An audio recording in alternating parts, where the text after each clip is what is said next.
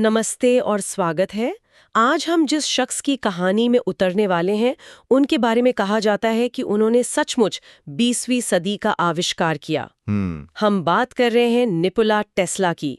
और आज की हमारी ये जो चर्चा है वो Tesla the architect of the modern electric age नाम की किताब पर आधारित है। बिल्कुल। हमारा मकसद है उस दिमाग को समझना जिसने हमारी आज की ये जो पूरी बिजली से चलने वाली दुनिया है उसकी नींव रखी। बिल्कुल। और ये सिर्फ आविष्कारों की एक लिस्ट नहीं होगी। नहीं, ये एक ऐसे इंसान की कहानी है जिसके सपने बहुत बड़े थे, लेकिन जो अपने समय की जो व्यावसायिक सच्चाइयां थीं उनसे बुरी तरह टकराया। हाँ। और इस कहानी के केंद्र में है करंट्स का युद्ध, जो सिर्फ दो तरह की बिजली की लड़ाई नहीं थी। नहीं, ये भविष्य की लड़ाई थी। ये भविष्य कैसा होगा, हाँ। उसकी दो अलग अलग सोच की लड़ाई थी। तो चलिए कहानी की शुरुआत भी कहानी की तरह ही करते हैं।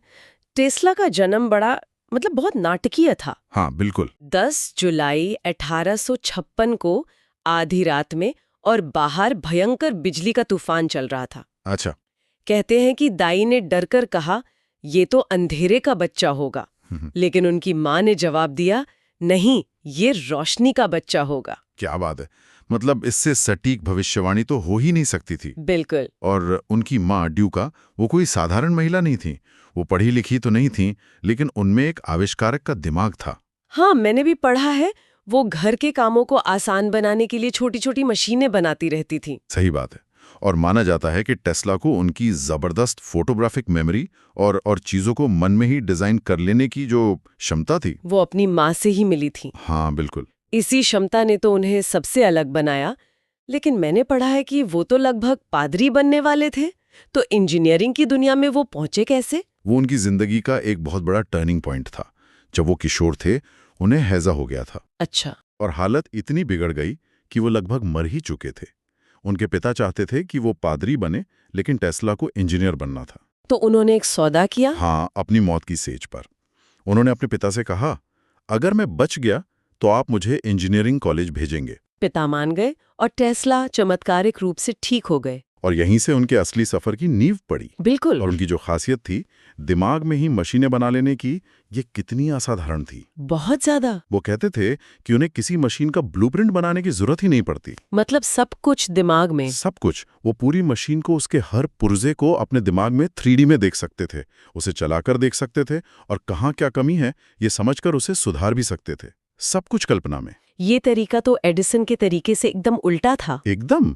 एडिसन का तरीका था trial and error, 1000 bar fail हो, एक बार पास हो। और यही दो एकदम अलग सोच वाले लोग अमेरिका में टकराने वाले थे। हाँ, 1884 में जब टेस्ला न्यूयॉर्क पहुंचे, जेब में सिर्फ 4 सेंट थे और थॉमस एडिसन के नाम एक सिफारिशी चिट्ठी। और उस चिट्ठी में लिखा था, मैं 2 महान लोगों को जानता हूँ, एक आप हैं और दूसरा ये नौजवान है। एडिसन ने उस नौजवान की प्रतिभा को पहचाना भी, काम पे रख लिया, लेकिन ये साथ ज्यादा दिन टिकने वाला नहीं था।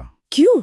दोनों जीनियस थे। जीनियस थे, पर दोनों की सोच और काम करने का तरीका जमीन आसमान जैसा था। और टकराव का सबसे बड़ा मुद्दा बना बिजली का भविष्य। हाँ, और यहीं से शुरू होता है मशहूर वॉर ऑफ करंट्स, यानी करंट्स का युद्ध। तो ये एसी और डीसी की लड़ाई थी किस बात की? मतलब बिजली तो बिजली है ना? नहीं, यहीं पर सारा खेल था। एडिसन का सिस्टम था डीसी, यानी डायरेक्ट करंट। अच्छा। उसकी सबसे बड़ी कमी ये थी कि वो ज्यादा दूर तक सफर नहीं कर सकता था, मुश्किल से 1 मील। बस 1 मील? हाँ, इसका मतलब था कि अगर पूरे शहर को बिजली देनी है तो आपको हर मोहल्ले में एक पावर प्लांट लगाना होगा। बहुत खर्चीला और अव्यावहारिक था। अच्छा, और टेस्ला का सिस्टम? टेस्ला का सिस्टम था एसी, ऑल्टरनेटिंग करंट। एसी को ट्रांसफार्मर की मदद से बहुत हाई वोल्टेज पर सैकड़ों मील दूर तक भेजा जा सकता था। और फिर उसे इस्तेमाल करने की जगह पर वोल्टेज कम कर देते थे। बिल्कुल। ये कहीं ज्यादा सस्ता और कुशल था। एक ही पावर प्लांट पूरे शहर को बिजली दे सकता था। तो एसी तो साफ तौर पर बेहतर तकनीक थी, फिर एडिसन इसका इतना विरोध क्यों कर रहे थे? ये सिर्फ उनकी जिद थी? जिद से कहीं ज्यादा था मामला। समझिए, एडिसन ने पूरे अमेरिका में डीसी पावर प्लांट्स का एक साम्राज्य बना लिया था। उनके बहुत सारे पेटेंट और पैसा उसमें लगा हुआ था। बिल्कुल। टेस्ला का एसी सिस्टम उस पूरे साम्राज्य को रातों रात कबाड़ बना सकता था। तो ये उनके बिजनेस को बचाने की लड़ाई थी। हाँ, तकनीक से ज्यादा बिजनेस की लड़ाई थी। अच्छा, तो ये सिर्फ विज्ञान नहीं बल्कि पैसा और पावर का खेल बन गया था। और कहते हैं कि ये दुश्मनी व्यक्तिगत स्तर पर भी उतर आई थी। हाँ, और इसकी एक बहुत मशहूर घटना है। एडिसन ने टेस्ला को उनके डीसी डायनामो में सुधार के लिए $50,000 का बोनस देने का वादा किया था। $50,000 उस जमाने में तो ये बहुत बड़ी रकम रही होगी। बहुत बड़ी। टेस्ला ने दिन रात एक करके काम पूरा कर दिया, जिससे एडिसन की कंपनी को बहुत फायदा हुआ। और जब टेस्ला ने अपना बोनस मांगा तो एडिसन ने मना कर दिया। बिल्कुल। एडिसन ने हंसते हुए कहा, टेस्ला, तुम हमारे अमेरिकी मजाक को नहीं समझते। एक मिनट, मतलब उन्होंने दुनिया के सबसे प्रतिभाशाली इंजीनियरों में से एक के साथ मजाक करके उसे पैसे देने से मना कर दिया। ये तो सीधा सीधा धोखा है। धोखा ही था। और टेस्ला को ये बात इतनी चुभी कि उन्होंने उसी पल नौकरी छोड़ दी। ये उनके लिए सम्मान की बात थी। और इसके बाद उनका संघर्ष और बढ़ गया। ये सोचना भी अजीब लगता है कि जो इंसान पूरी दुनिया को रोशन करने की क्षमता रखता है, उसे न्यूयॉर्क की सड़कों पर गुजारा करने के लिए गड्ढे खोदने पड़ रहे थे। कितना बड़ा अपमान रहा होगा ये। ये उनके जीवन का सबसे मुश्किल दौर था। लेकिन यहीं उनकी किस्मत ने फिर पलटी खाई। उनकी मुलाकात हुई जॉर्ज वेस्टिंगहाउस से। अच्छा, वेस्टिंगहाउस। हाँ, वो एक उद्योगपति और आविष्कारक थे जो एसी टेक्नोलॉजी की क्षमता को समझते थे। उन्होंने टेस्ला के एसी पेटेंट खरीद लिए और उन्हें एडिसन के खिलाफ इस युद्ध में अपना सबसे बड़ा हथियार बनाया। तो अब मुकाबला बराबरी का था। एक तरफ एडिसन का पैसा और नाम, और दूसरी तरफ टेस्ला का दिमाग और वेस्टिंगहाउस का समर्थन। और कहते हैं एडिसन ने एसी को बदनाम करने के लिए कोई कसर नहीं छोड़ी। कोई कसर नहीं। ये एक प्रोपेगेंडा वॉर बन गया था। एडिसन ने सार्वजनिक तौर पर कुत्तों और बिल्लियों, यहां तक कि एक हाथी को भी एसी करंट से मरवाया। बाप रे। सिर्फ ये दिखाने के लिए कि एसी कितना खतरनाक है। हाँ। उन्होंने वेस्टिंगहाउस शब्द को बिजली से मारे जाने का पर्यायवाची बनाने की कोशिश की। इसके जवाब में टेस्ला ने क्या किया? टेस्ला ने इसका जवाब विज्ञान और शोमैनशिप के एक अद्भुत मेल से दिया। वो कैसे? वो मंच पर जाते और अपने शरीर से हजारों वोल्ट का हाई फ्रीक्वेंसी एसी करंट गुजारते थे। क्या? हाँ, और उससे उनके हाथ में पकड़ा हुआ बल्ब जल उठता था और उन्हें कुछ नहीं होता था। वो ये साबित कर रहे थे कि अगर आप विज्ञान को समझते हैं तो एसी करंट खतरनाक नहीं है। कमाल है। लेकिन इस युद्ध का फैसला कैसे हुआ? कोई एक निर्णायक पल तो आया होगा। हाँ, और वो पल था 1893 का शिकागो विश्व मेला। अच्छा, वर्ल्ड फेयर। ये उस समय दुनिया का सबसे बड़ा इवेंट था। मेले को रोशन करने का कॉन्ट्रैक्ट किसे मिलेगा, इस पर एडिसन और वेस्टिंगहाउस के बीच जबरदस्त बोली लगी। और वेस्टिंगहाउस ने बहुत कम दाम पे ये कॉन्ट्रैक्ट जीत लिया। बिल्कुल। और उस रात जब अमेरिका के राष्ट्रपति ने एक बटन दबाया तो पूरा मेला, जिसे व्हाइट सिटी कहते थे, वो जगमगा उठा। हाँ, 1 लाख से ज्यादा एसी बल्बों की दूधिया रोशनी से। वो एक जादुई नजारा था। लाखों लोगों ने अपनी आंखों से एसी पावर की शक्ति और सुंदरता को देखा। उस एक रात ने एडिसन के सालों के प्रोपेगेंडा को धो डाला। हाँ, एसी की जीत हो चुकी थी। तो शिकागो ने दुनिया को दिखा दिया कि भविष्य एसी का है। पर इस जीत के बाद टेस्ला रुके नहीं होंगे। मैंने सुना है नियाग्रा फॉल्स को लेकर उनका कोई बचपन का सपना था। हाँ, बचपन में उन्होंने अपनी किताब में नियाग्रा फॉल्स की तस्वीर देखकर कहा था कि एक दिन वो इस झरने की ताकत से बिजली बनाएंगे। और उन्होंने वो कर दिखाया। बिल्कुल। 1896 में शिकागो की सफलता के बाद उन्होंने वेस्टिंगहाउस के साथ मिलकर नियाग्रा फॉल्स पर दुनिया का पहला बड़े पैमाने का हाइड्रो इलेक्ट्रिक पावर प्लांट बनाया। और इसी के साथ करंट्स का युद्ध हमेशा के लिए खत्म हो गया। हाँ, कह सकते हैं। तो 1890 का दशक टेस्ला का गोल्डन पीरियड था। उन्हें न्यूयॉर्क का जादूगर कहा जाने लगा। उनकी लैब किसी जादुई जगह से कम नहीं थी, है ना? बिल्कुल, जहां मार्क ट्वेन जैसे बड़े बड़े लोग उनके प्रयोग देखने आते थे। और इसी दौर में उन्होंने कुछ ऐसे आविष्कार किए जो आज भी हमारी जिंदगी का हिस्सा हैं। जैसे कि टेस्ला कॉइल। हाँ, टेस्ला कॉइल।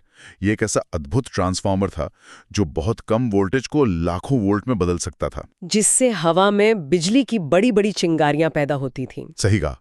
वो देखने में जादुई लगता था, लेकिन असल में ये वायरलेस टेक्नोलॉजी की नींव रख रहा था। और रेडियो का आविष्कार भी। वैसे रेडियो का क्रेडिट तो मार्कोनी को मिलता है, तो फिर टेस्ला का नाम कहाँ से आया? ये एक बड़ा विवाद है। मार्कोनी ने 1901 में अटलांटिक के पार पहला वायरलेस सिग्नल भेजा और मशहूर हो गए। लेकिन वो टेस्ला के ही 17 पेटेंट का इस्तेमाल कर रहे थे। टेस्ला ने रेडियो ट्रांसमिशन के मूल सिद्धांत मार्कोनी से सालों पहले तैयार कर लिए थे। और बाद में कोर्ट ने भी ये माना। हाँ, काफी बाद में 1943 में अमेरिका सुप्रीम कोर्ट ने यह माना कि रेडियो के असली आविष्कारक टेस्ला ही थे। और एक और आविष्कार जो उस समय के हिसाब से किसी चमत्कार से कम नहीं था, रिमोट कंट्रोल। हाँ, 1898 में मैडिसन स्क्वायर गार्डन में उन्होंने एक तालाब में एक छोटी नाव को बिना किसी तार के सिर्फ एक रिमोट से कंट्रोल करके दिखाया। भीड़ तो हैरान रह गई होगी। हैरान क्या, लोगों को लगा ये कोई जादू है या नाव के अंदर कोई बंदर छिपाए। लेकिन असल में ये दुनिया का पहला वायरलेस रिमोट कंट्रोल डिवाइस था। रोबोटिक्स और ड्रोन टेक्नोलॉजी का जन्म। बिल्कुल कमाल है। Tesla coil, radio, remote control, ये सब एक के बाद एक क्रांतिकारी आविष्कार थे। और मजे की बात यह है कि टेस्ला के लिए ये सब अलग-अलग खिलौने नहीं थे। ये सब एक बहुत ही महत्वाकांक्षी सपने को पूरा करने की सीढ़ियां थीं। अच्छा, तो ये सारे आविष्कार एक बड़े सपने का हिस्सा थे। ये सुनने में बहुत रहस्यमय लगता है। आखिर क्या था वो सपना जिसके लिए टेस्ला ये सारी जमीन तैयार कर रहे थे? वो सपना था वार्डनक्लिफ टावर। Wardenclyffe tower. हाँ, ये टेस्ला का सबसे बड़ा, सबसे साहसिक प्रोजेक्ट था। उनका लक्ष्य सिर्फ वायरलेस तरीके से संदेश भेजना नहीं था, जो आज हम करते हैं। हाँ, उनका सपना इससे कहीं ज्यादा बड़ा था। वो पूरी दुनिया को मुफ्त वायरलेस ऊर्जा देना चाहते थे। मुफ्त वायरलेस ऊर्जा, मतलब बिना किसी तार के कहीं भी बिजली मिल सकती थी। ये एक कैसे मुमकिन था? उनका सिद्धांत था कि पृथ्वी खुद बिजली की एक बहुत अच्छी कंडक्टर है। अच्छा। वो इस विशाल टावर के जरिए पृथ्वी के आयनोस्फीयर में ऊर्जा पंप करना चाहते थे और फिर दुनिया में कहीं भी कोई व्यक्ति एक छोटे से एंटीना जैसे डिवाइस से उस ऊर्जा को हासिल कर सकता था। जैसे हम रेडियो सिग्नल पकड़ते हैं। बिल्कुल, जैसे आज हम हवा से रेडियो सिग्नल पकड़ते हैं, वैसे ही लोग हवा से बिजली पकड़ सकते। ये तो सुनने में किसी साइंस फिक्शन फिल्म जैसा लगता है। लेकिन इसके लिए पैसा कहाँ से आया? पैसा आया उस समय के सबसे अमीर फाइनेंसरों में से एक जेपी मॉर्गन से। ओके। लेकिन मॉर्गन की दिलचस्पी वायरलेस एनर्जी में नहीं थी। वो चाहते थे वायरलेस मैसेजिंग, जिससे वो मार्कोनी के रेडियो सिस्टम को टक्कर दे सकें। तो फिर गड़बड़ कहाँ हुई? गड़बड़ तब हुई जब मॉर्गन को टेस्ला के असली इरादे का पता चला। एक दिन मॉर्गन ने टेस्ला से पूछा, अगर कोई भी कहीं भी बिजली हासिल कर सकता है तो हम इस पर मीटर कैसे लगाएंगे, हम इसे बेचेंगे कैसे? और टेस्ला के पास इसका कोई जवाब नहीं था। नहीं, क्योंकि उनका लक्ष्य मानवता की सेवा करना था, पैसा कमाना नहीं। जैसे ही मॉर्गन को समझ आया कि इस सिस्टम से पैसा नहीं कमाया जा सकता, उन्होंने फंडिंग बंद कर दी। यानी दुनिया को बदलने वाला एक आइडिया सिर्फ इसलिए मार दिया गया क्योंकि उससे सीधे सीधे पैसा नहीं कमाया जा सकता था। बिल्कुल, ये टेस्ला के आदर्शवाद की, पूंजीवाद की हकीकत से सबसे बड़ी और सबसे दुखद टक्कर थी। और वो टावर कभी पूरा नहीं हो सका। कभी नहीं। बाद में कर्ज चुकाने के लिए उसे कबाड़ में बेचकर गिरा दिया गया। इस नाकामी ने टेस्ला को मानसिक रूप से तोड़ दिया। वो इस सदमे से कभी पूरी तरह उभर नहीं पाए। और इसके बाद का उनका जीवन काफी अकेलेपन में बीता है ना? हाँ, वो धीरे धीरे दुनिया से कटते गए। उन्होंने अपने आखिरी साल न्यूयॉर्क के एक होटल के कमरे में गुजारे। उनकी आदतें भी काफी अजीब हो गई थीं। हाँ, उन्हें 3 नंबर से जुनून था। वो होटल के कमरे में भी घुसने से पहले ब्लॉक के 3 चक्कर लगाते गए। वो कबूतरों को खाना खिलाते थे और उन्हें एक खास सफेद कबूतरी से बहुत लगाव हो गया था। और 7 जनवरी 1943 को 8006 साल की उम्र में वो अपने होटल के कमरे में अकेले और लगभग कंगाल मरे। और कहते हैं कि उनकी मौत के बाद भी ड्रामा खत्म नहीं हुआ। FBI ने उनके सारे कागजात जब्त कर लिए थे। हाँ, क्योंकि टेस्ला अपने आखिरी सालों में एक डेथ रे या शांति के किरण की बात करते थे, जिसे वो टेलीफोर्स कहते थे। अच्छा। तो सरकार को डर था कि उनके नोट्स कहीं दुश्मनों के हाथ न लग जाएं। इससे पता चलता है कि मरते दम तक उनके दिमाग को कितना खतरनाक और महत्वपूर्ण माना जाता था। तो आज जब हम टेस्ला को याद करते हैं तो उनकी विरासत क्या है? उनका नाम एडिसन जितना मशहूर तो नहीं है, लेकिन उनका काम शायद हमारी जिंदगी में ज्यादा मौजूद है। उनकी विरासत हर जगह है।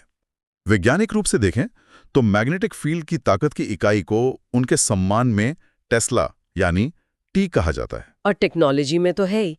मतलब जब हम टीवी का रिमोट उठाते हैं या अपने स्मार्टफोन पर बात करते हैं या दीवार के सॉकेट में कोई प्लग लगाते हैं, ये सब टेस्ला की ही देन है। AC power, radio, remote control, सब कुछ। और शायद उनकी सबसे बड़ी विरासत है एक प्रेरणा के रूप में। वो उस पागल जीनियस का प्रतीक हैं जिसने मुनाफे से ऊपर मानवता की भलाई को रखा। एक ऐसा दिमाग जो भविष्य को देख सकता था, भले ही दुनिया उसके लिए तैयार न हो। सही कहा। तो ये कहानी थी निकोला टेस्ला की। एक लड़का जो बिजली के तूफान में पैदा हुआ, उसने हमारी आधुनिक दुनिया की नींव रखी, पर उसका सबसे बड़ा सपना अधूरा रह गया और वो गुमनामी में मर गया। ये प्रतिभा, महत्वाकांक्षा और त्रासदी की एक असाधारण कहानी है। और ये कहानी हमें आज के लिए एक बहुत जरूरी सवाल पर सोचने के लिए छोड़ जाती है। वो क्या? टेस्ला का सबसे बड़ा सपना, पूरी दुनिया के लिए मुफ्त वायरलेस ऊर्जा, इसलिए नाकाम हो गया क्योंकि उस पर मीटर नहीं लगाया जा सकता था। तो ये सोचना बनता है कि आज के दौर में जब हम तकनीक में इतनी तरक्की कर चुके हैं, क्या कोई ऐसा ही क्रांतिकारी विचार सिर्फ इसलिए दबा दिया जा सकता है क्योंकि उसका बिजनेस मॉडल साफ ना हो, या क्योंकि उससे स्थापित उद्योगों को खतरा हो? ये एक ऐसा सवाल है जो टेस्ला की कहानी को आज भी जिंदा रखता है।